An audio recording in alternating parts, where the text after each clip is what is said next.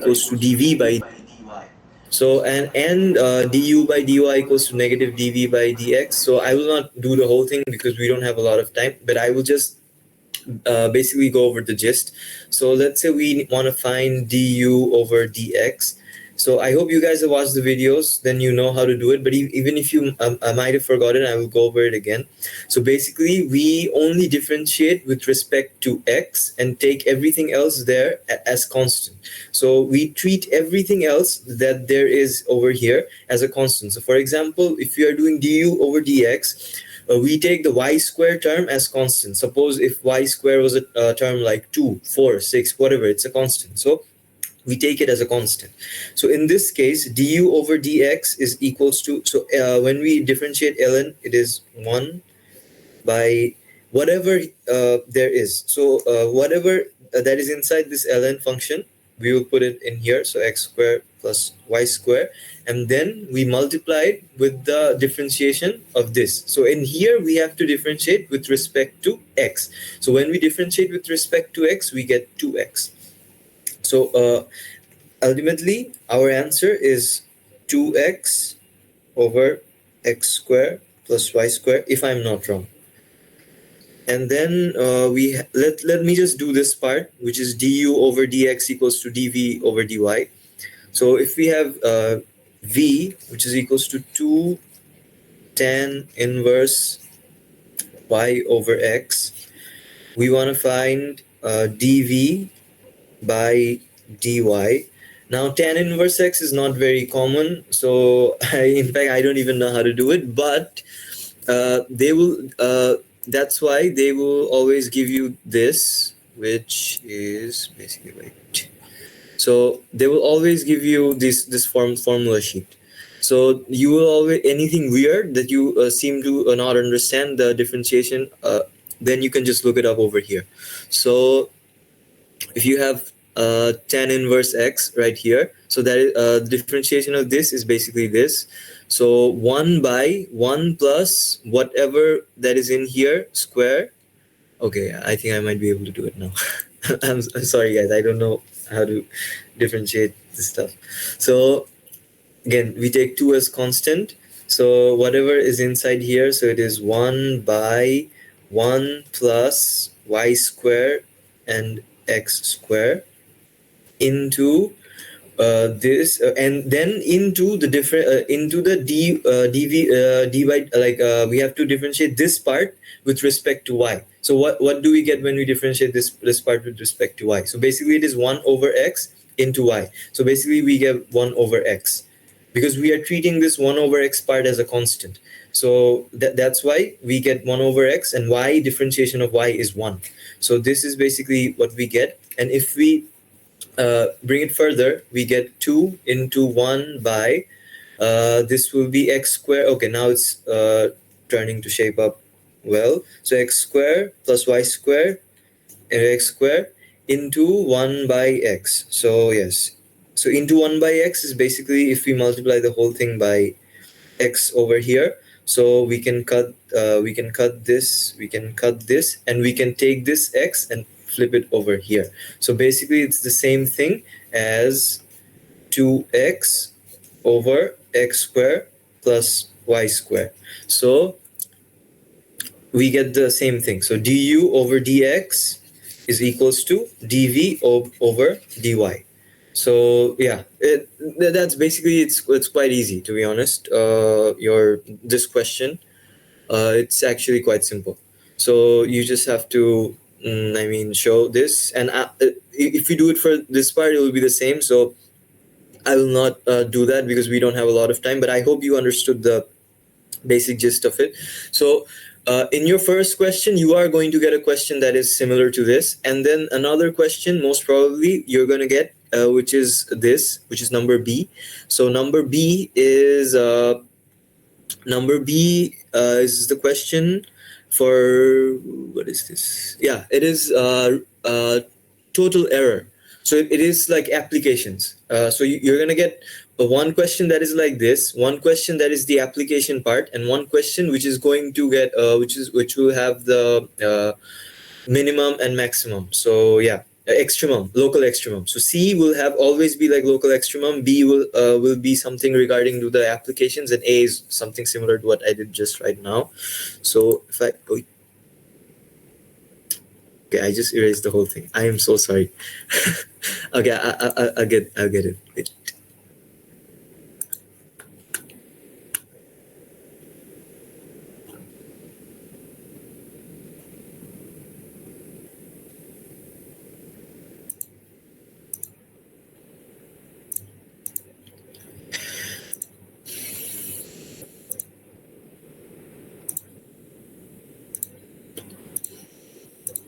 I am so sorry. I'm so sorry. Okay, I think we can do this one then. I'm really sorry, guys. I was born in the 1950s. I do not know how to do this.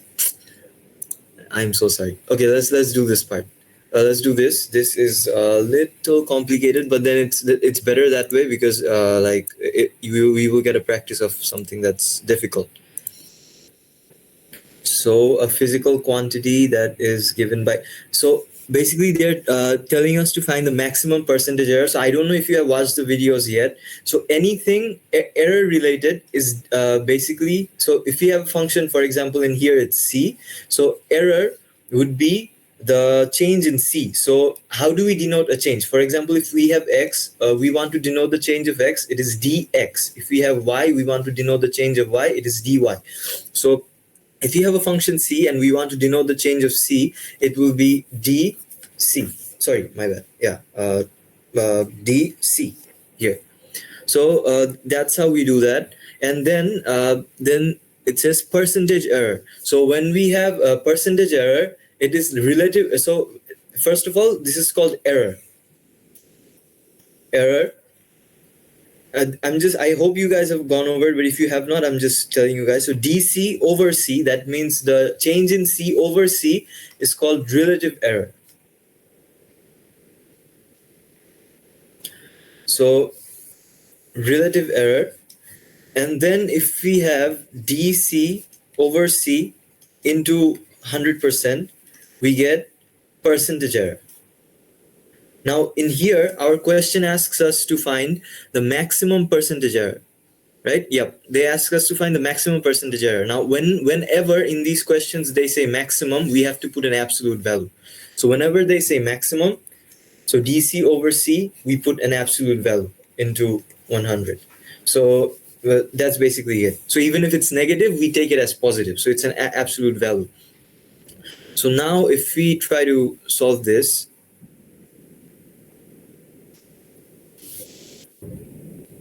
okay, maximum percentage in the MNT. Okay, so they are basically telling you that I think I'll shift it down so that it's easier to see.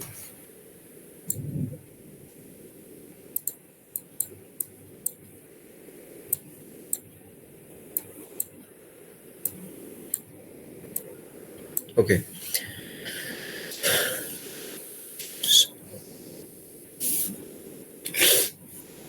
So in here, they're asking you to find the DC over C absolute value into 100%. That's basically what they're asking you to find.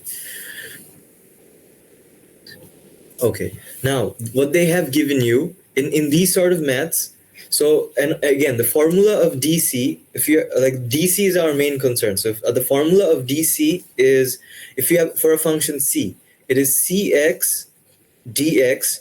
Now dx is the change in y, x, sorry, and dy is the change in y, and dz is the change in z. So Cx dx plus Cy dy plus Cz dz.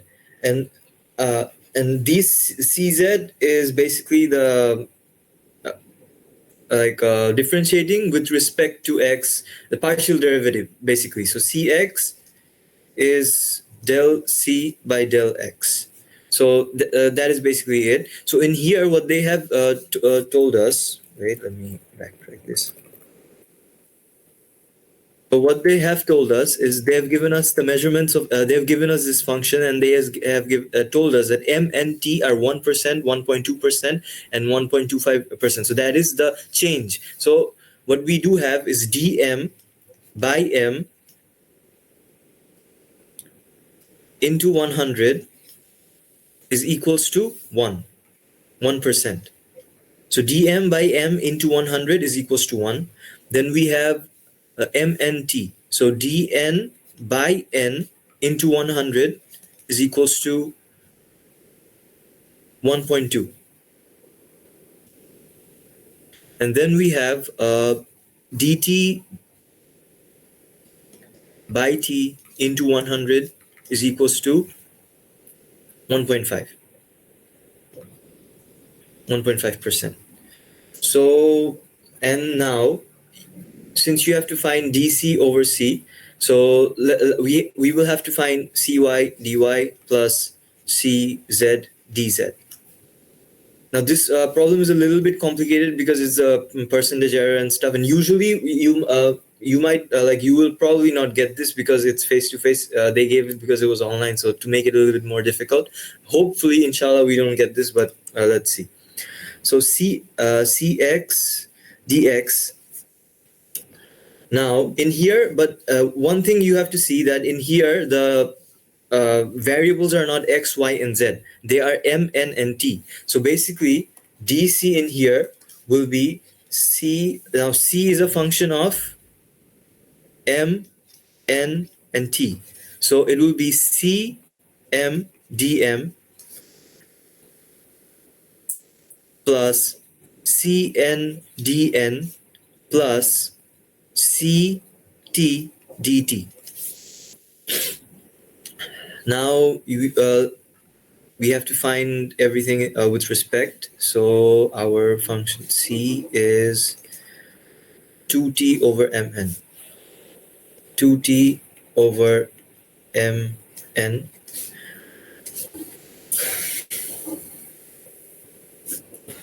Now cm.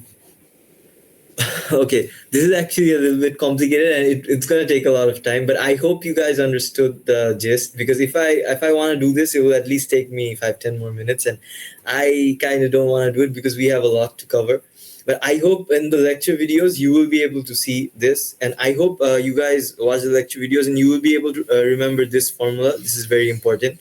And then basically these things, if you can remember, you will be easily be able to solve them. But I don't want to solve everything. I don't want to solve this right now because this is gonna take a lot of time, and I don't want to spend that much time right now because we have like other chapters to cover as well. So if it's okay with you guys, I will not solve this right now, but because I have not solved it myself. So I mean, if it's okay with you guys, can you just say okay in the chat? If it's not, then I'll solve it. But if it's okay, then I will skip and move on to the next question. Can you guys just, if it's okay with you, just say it in the chat.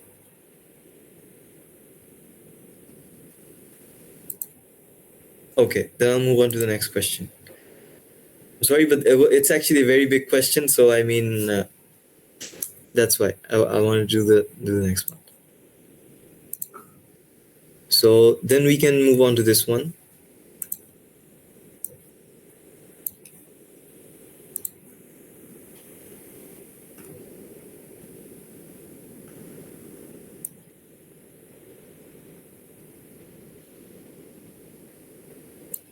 Okay.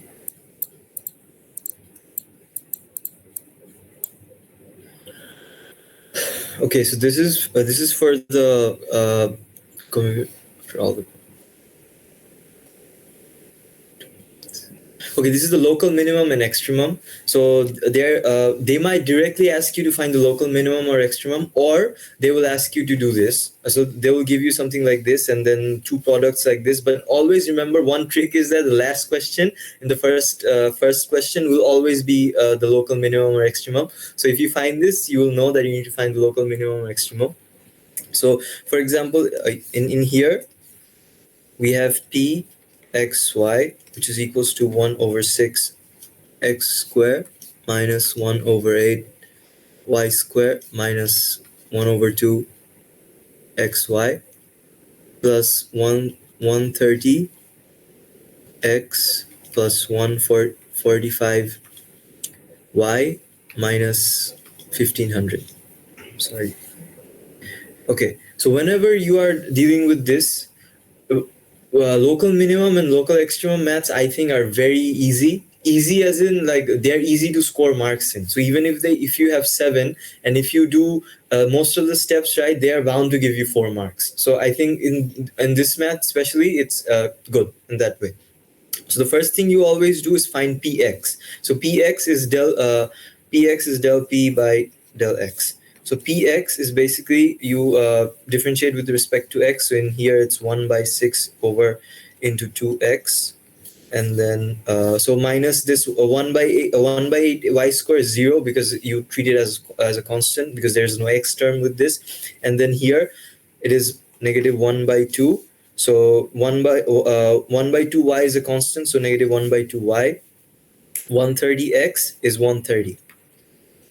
And this also does not have any x. This also does not have any x. So this is why px will be, so 2 over 6 is 1 by 3x minus 1 by 2y plus 130. And then you have py, which is, again, from here we have to differentiate with respect to y. So there is no y term over here, so this is 0. And then here there's a y term, so this is 1 by 8 into 2y. And then we have here, so there's we take 1 by 2x is constant, so we get negative 1 by 2 x in here, because differentiating y is 1. Here we don't have any y term, so this is 0. Here we have a y term, so it is plus 145. So I hope that it's clear. Yep, let me see if I did any mistake. No, I don't think so. So this is 1 by negative 1 by 4y minus 1 by 2x plus 145. So here's px and here's py.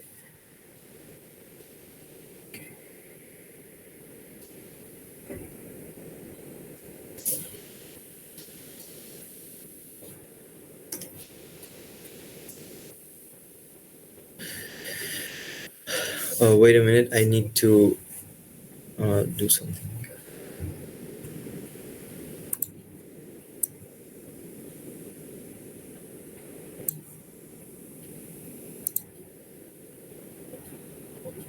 Okay, so we have px and we have py. Now we want to find you have found this. Now you have, for px, you have this function, which is px, and then you have py. And the next thing you do is you have to solve. So you have to find the x and y coordinates, right? So you say that px is equals to 0, and then py is equals to 0, and then you have to solve simultaneously. So if we, for example, solve here, okay, let's just say py is equals to 0, and then we will have negative 1 by 4y, negative 1 by 2x plus 145 is equals to 0. So in that case, we have 1 by 2x is equals to 145 minus 1 by 4y. If that makes sense. Yes, x is equals to 145 into 2, which is 290, minus 2 by 4, so it's 1 by 2y. So we have this x. Now we have to put this in px is equals to 0. So we had px, which was 1 by 3x minus 1 by 2y plus 130. So minus 1 by 3x plus 1 by 3x minus 1 by 2y plus 30. So it's plus 1 by 3x minus 1 by 2y plus 130. 130 equals to 0. And we already know the value of x. So 1 by 3 into, this is 290 minus 1 by 2y Then we have minus negative 1 by 2y plus 130 equals to 0. So, yep, this is also kind of big, but okay, I'll do it. So 290 by 3 minus 1 by 6y minus 1 by 2y is plus 30 is equals to 0. So then you have put in here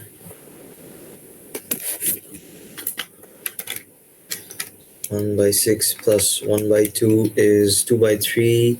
So we have 2 by 3y is equals to 290 by 3 plus 130, which is 680 by 3. So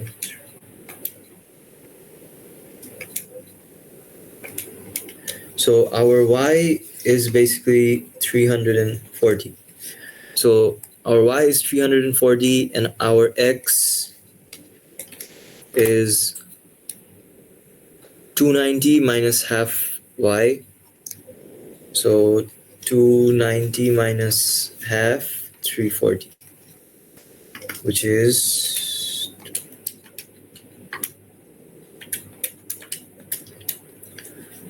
120. So our x is 120 and our y is 340. So we already have this point P where our x is 120 and y is 340. Now we need to find the minimum and extremum, and then there are a few steps that you can easily follow. Then what you need to do is do fxx and then fyy, and then we do fxy. So f in here, so we just substitute f for p. So px, so for example in here pxx is equals to 1 by 3, just 1 by 3, nothing else. And then pyy is equals to negative 1 over 4. Yes, so pxx is 1 by 3, pyy is negative 1 over 4, and pxy is this term, and then we differentiate with respect to y. So it's just negative 1/2. So these three.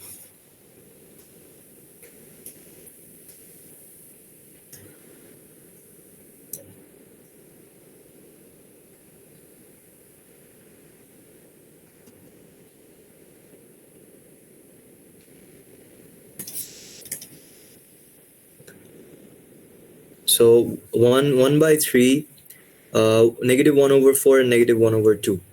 So we have 1 by 3, negative 1 over 4, and negative 1 over 2. So now we need to find if this is a minimum point or a maximum point, or is there any sort of variance. Now the formula is GAB is equals to fxx fyy minus fxy whole square. So we need to remember this formula, which is GAB. GAB is fxx minus fyy minus fxy whole square. So basically, if our GAB is greater than 0, then it is either a minimum point or a maximum point. If our GAB is less than 0, it is directly a saddle point. So if it's less than 0, we say it's a saddle point. And if it's greater than 0, we say either it's a minimum or a maximum point. So now how do we know if this is a minimum or a maximum point? We just found out our fxx, or in this case, we found out our pxx. So in this case, if our fxx is greater than 0, then it is a minimum point. And our if our fxx is less than 0, it is a maximum point. So that is how basically you find it. So I mean, in this case, we just found 1 point.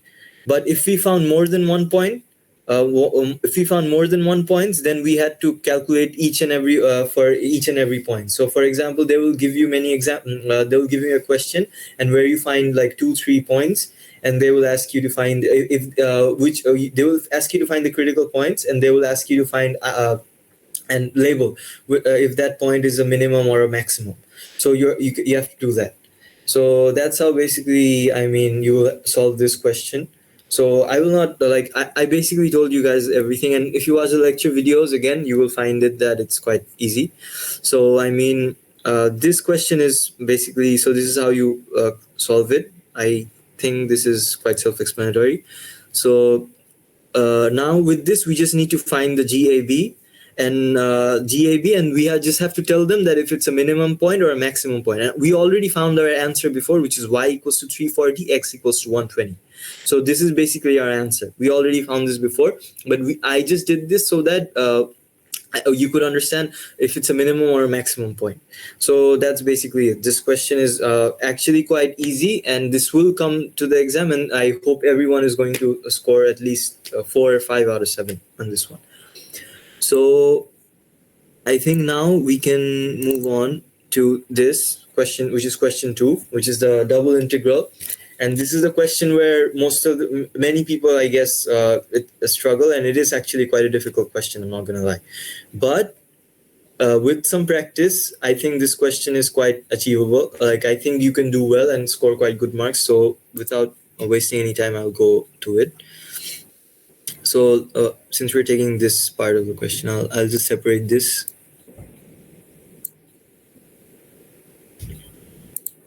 So yeah, let's do this one. So this is in the third question. If you look at this whole thing, they will give you three questions basically. The first one will always be a double integral, which we are going to do right now. The second one second and third, they will most probably be triple integrals, and one of them will have applications. So this density thing, it's an application thing. It's a formula, but it's nothing actually difficult. It's the same. If you can do triple integration, you will be able to do this. And the C is for the spherical coordinates. Always the questions that I have seen, the C and the third question in here is the spherical coordinates. So I will try to cover each and every one in here. So I will try to move quite fast. So in here, they ask you that you have 2, 0,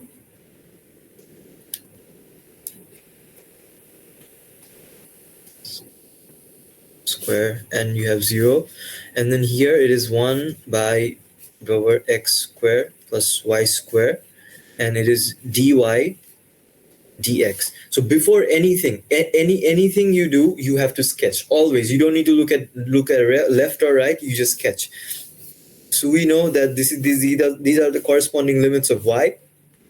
So this is y equals to root over 1 minus x minus 1 whole square. This is y equals to 0. And then we have x equals to 2 and x equals to 0. Now, let's sketch for this. So if we draw an axis over here, and we draw an axis over here, this is x, this is y. So now we have to sketch this. This is the most complicated curve. So let's sketch this first. So now this might look complicated at the beginning, but if you were in the class before, I told you this is very easy. So we just need to bring it to a form. So easily, if we square both sides, we get that it is y square. So we get that it is x minus 1 whole square plus y square equals to 1 square. So this is a circle. We know that this is a circle. So, but this is a semicircle. So root over, and positive side, if this was negative, also it would have been a semicircle, but on this side. So this is a semicircle on the positive y, right? So, but semicircle is also a circle. So by this equation, you know that this is a circular shape. So, and circular shape with radius equals to 1, and our center will be 1 and 0. Why? Because it is x minus 1. That is why. It will be 1 and 0. So if we say this is 1, and for example, this is also 1, so our circle would be over here.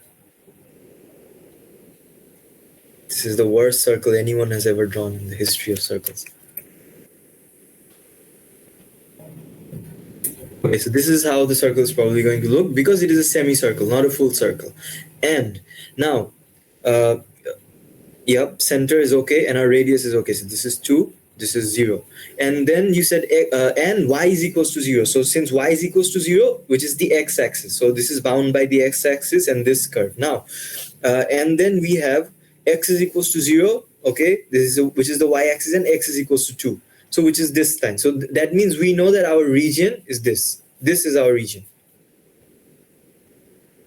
This is our region.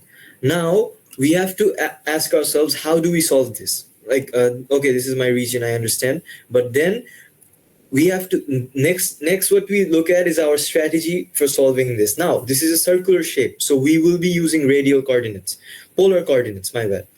So polar coordinates, that means we will have r and theta. So we will not do dy dx, we will do polar coordinates because it is much easier that way. So polar coordinates here, we have, so here and here. So what do we know about polar coordinates? We know that in polar coordinates, x square plus y square is equals to r square. So if you look at this function over here, it is 1 over x square plus y square root over. So this is basically saying that it is 1 over r. So this is, so our function in here, this one will actually be 1 over r. 1 over r. And dy dx will turn into r dr d theta. So basically in here, we can cancel this r. So we just have to integrate 1. And it's dr d theta. So in here, we will give the limits of theta. In this place, we'll give the limits of r. So let's try to find out the limits of theta. Now, theta is, the limit of theta is, okay, the easiest way to find it, to see where you're starting. So we go anti-clockwise like this. So we have to see where the shape starts and where it stops. So it starts over here, it starts over here. It does not cross this axis. It stops over here. It did not go over here. That means our theta started at 0 degrees and it ended up at 90 degrees. So 90 degrees is basically pi by 2. So our theta will be 0 and pi by 2. And you have r. And r, basically, we have 0 and it's the radius. Now the radius here is 1, but we cannot put this over here because it is, in this case, it is not in the center. If this was in the center, we would have just put it as 1, but this is not in the center. So that is the reason why we cannot put this as 1. Now in here, the easiest way to remember this is that if the radius will either be 2a cos theta or 2a sin theta. So in this case, if it's on the x-axis, right? If the center is shifted in the x-axis, it will be 2a, and a is this. So basically, a is this point, 1. So in here, it's 1. So 2a cos theta. Or if it was in the, for example, if our circle was here, like this, it would have been 2a sin theta. So this is 2, a is 1. So it's basically 2 cos theta. Now I can prove this as well. It's basically just, you have to, this is the value of y. So y, we just have to expand and then do the math, but I really don't want to do it because it will waste some time. But it's quite self-explanatory. But in the notes, you will find that you will find it's either 2 cos theta or 2 sin theta usually in the notes. So in the notes, if you study, you can just remember that. And there is also a very easy way to prove it, but it will just waste some time. So I don't want to do this. And so, okay, if actually I will, if you forget, if you, for example, forgot that you don't really remember this, now you have forgotten about it. Now what do? Now you remember that this is the y, right? So you remember this, we already did this. So you remember, you just expand. So this is x square plus minus 2x plus 1 plus y square equals to 1. So 1, 1, and then we have x square plus y square equals to 2x. Now, what do we know? And in polar coordinates, we know that x is equals to r cos theta, y is equals to r sin theta. We know that. So in here, and x square plus y square is equals to r square. So this is basically r square equals to 2 into r cos theta, because x, right? And then we can just cancel this, so r is equals to 2 cos theta. So this is why it is 2 cos theta. So if you ever get stuck and you don't remember this, you can just always do this and find it out. So this is basically our region. And yeah, you just have to now integrate this part, which I mean, I don't really, I mean, you guys, I hope everyone can integrate. This is like basic integration. So I mean, this is actually quite easy. But yeah, so I think the sketching and finding the limits and to bring it till here is the most important part. So, and just so you like, how do you integrate? It's 1, so dr, now you integrate with respect to r. So 1, the integration of 1 will be r, and then the limit is 2 cos theta and 0. So okay, just let me show you this part. So it is 2 cos theta and 0, and we are integrating 1 to dr, right? So dr will have r, and then here with the limit will be 2 cos theta and 0. So it's basically r, so we will have 2 cos theta minus 0. So yeah, that's 2 cos theta minus 0. And then here you will just have to, here is pi by 2 and 0, and then 2d theta. So in here you just have to integrate this. So so it's the same as this. You can take 2 outside 0. So yeah, d theta, and integration of cos theta is sine theta. So sine theta with this pi by 2 and 0, and 2 will be multiplied here. So it's actually as simple as that. So I will not do the whole thing. So yeah, this is actually very, very simple. And I think we can easily do this. Now let me erase and let me move on to our next question, which is this. So okay, let us try to solve this one. This is actually a little bit more complicated because this is 3D, but it is actually easy. So I mean, it's not that difficult if you think about it. So sometimes they will give you the limits, like they will tell, they will give you the limits. So they will tell you blah blah blah, and they'll give you the limits, and they'll give you a function, and they'll tell you dy, dx, dy, dz. But sometimes they will give you this, and you have to find it. You are the one who is going to have to solve this. You are the one who is going to bring it to the limit and then solve this. And here they ask you to find the mass.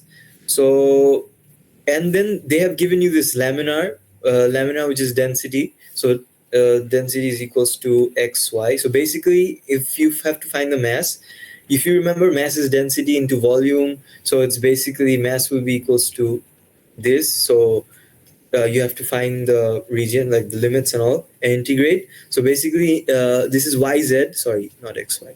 So basically, you have to integrate yz and dv. That's basically as simple as that.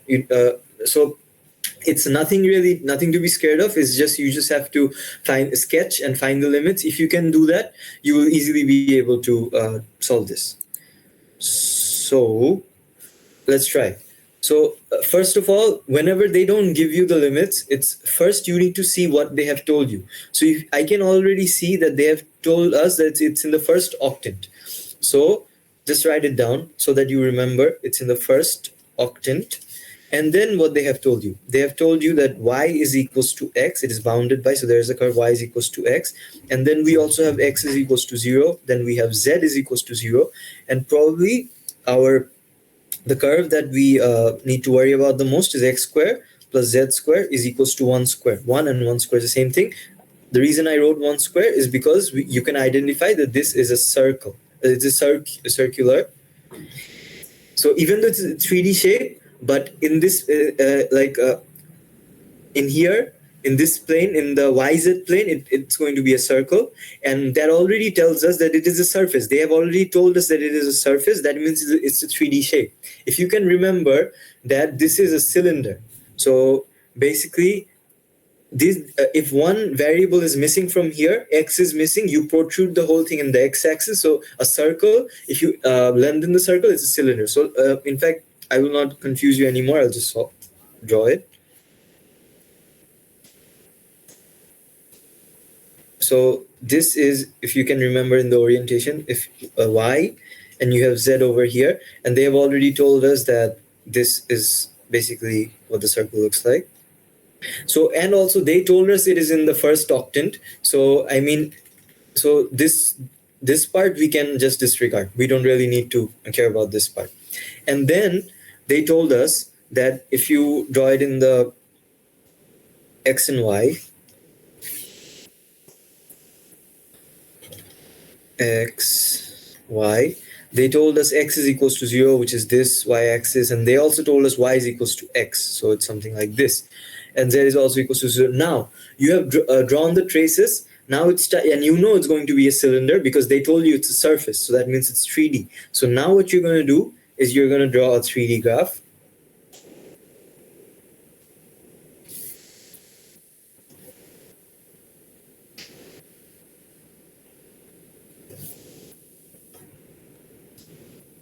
So remember this orientation, y, x, and then you have z. So we know that we have this. So this is 1, and this is also 1. And what we also know that we have a y is equals to x. So y equals to x from here will translate here to something like this, right? Yeah. So, okay. Okay.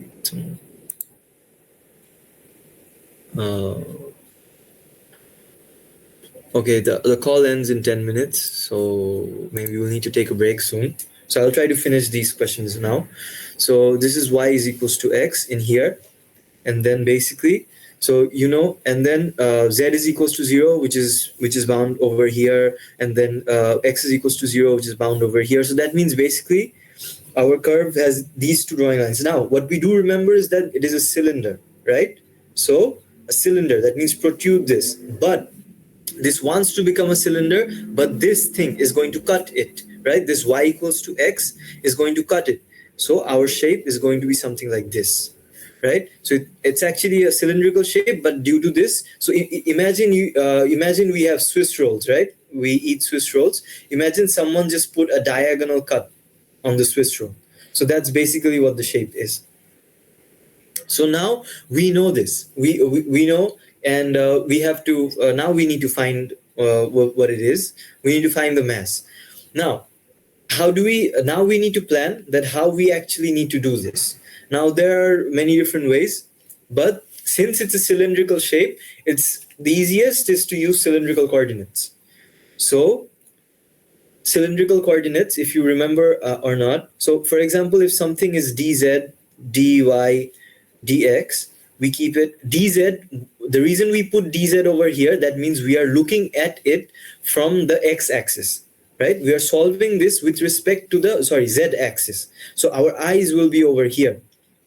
So the cross-section area we would be looking at is this triangular cross-section area. But here, the easiest way to solve this is to do make it okay. So this one, if it's a cylindrical coordinate, turns into dz, r, dr, d theta. So this is similar to the polar coordinates. We keep this as constant, and this dy dx we will turn it into r, dr, d theta.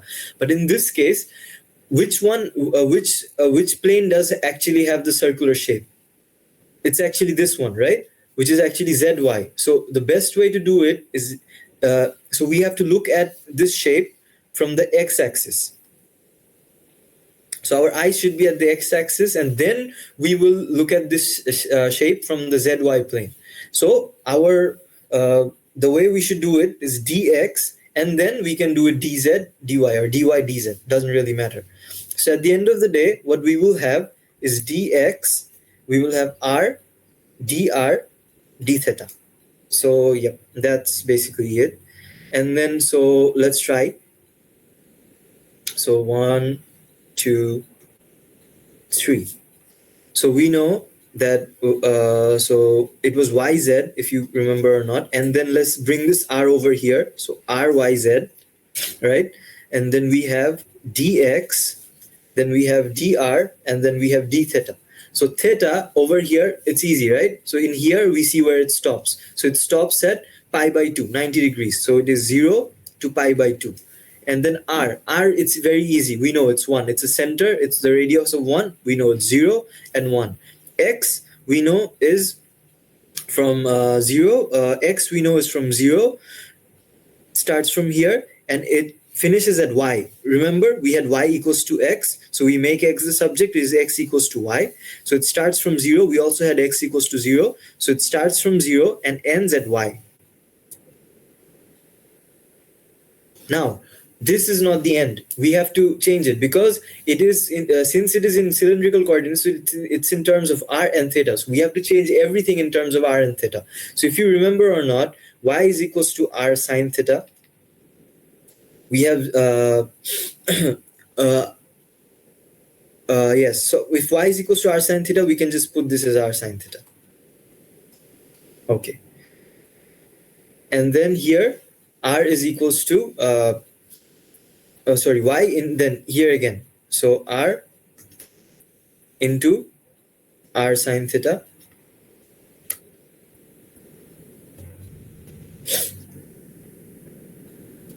and z. Now the thing is, in here actually it is not r sine theta. It's actually I actually made a mistake. It would be r sine theta if it was the x and y axis. So that is why we need to remember that they might try to confuse us sometimes. So in this case, it is we have here it's y, in here it's z. So in here, y is actually equals to r sine theta, because earlier x was equals to r sine theta because this was x and this was y, right? But in this case now, y is equals to r sine theta and z is equals to r cos theta. Sorry, y is equals to r cos theta, my bad. It's crazy. What am I doing? R sine theta. Because we know that y was r sine theta and x was r cos theta. So in this case, just see, instead of x now we have y. So we will have, instead of x, which was r cos theta, y will be r cos theta, and instead of y we have z. So when y was actually r sine theta, now z will actually be r sine theta. So now we have to just substitute it. So this will basically be r into r cos theta into r sine theta. And this will be r cos theta. So if we finally write it, it's basically, so we have 0 to pi by 2, we have 0, 1, and then we have 0 and r cos theta. R cos theta. And in here it was r y z. So it is r into r cos theta into r sine theta, which is r cube cos theta sine theta into dx dr d theta. So basically, if you can integrate this now, it's you're going to be able to do it. You're going to be able to solve it. And so we integrate with respect to x. So we put in here x, and then we find the limits, and then we integrate it with respect to r and theta. It's easy, but it's a really lengthy process, so I will not do it right now. And I think we are going to run out of time because we did not have a lot of time left in the meeting. So I think we need to take a break, I guess.